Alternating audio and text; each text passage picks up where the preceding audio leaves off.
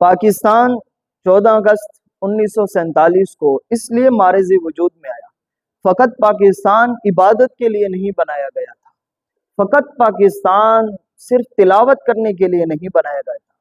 بلکہ پاکستان معرض وجود میں اس لیے آیا، نظریہ پاکستان اس لیے پیش کیا گیا کہ مسلمان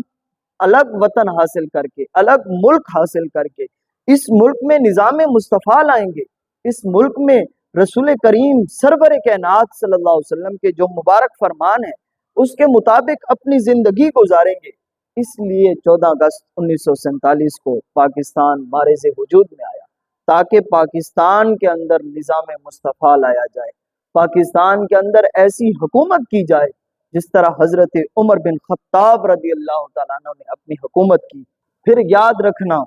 جب پاکستان معرض وجود میں آیا تو پاکستان اسی طرح نہیں بن گیا، بلکہ اس کے لیے کئی قربانیاں پیش کی گئی، کئی ہزاروں لاکھوں لوگوں نے اپنی جانوں کے نذرانے پیش کیے، کئی ہزار مسلمان عورتوں کی عزتیں لوٹی گئی، اور کئی ہزار شہداء نے اپنی جانوں کے نذرانے پیش کیے، پھر بعد میں جا کر پاکستان بنا۔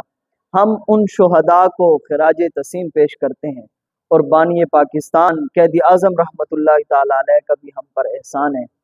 اور پھر جتنے بھی لوگ پاکستان بنانے کے اندر انہوں نے جو جو کردار پیش کیے 14 اگست 1947 کے وقت، ہم ان کو بھی آج کے دن 14 اگست کے دن نہیں بول سکتے، ان کو ہم خراج تحسین پیش کرتے ہیں۔ ان شہداء کا خون اور ان شہداء نے جو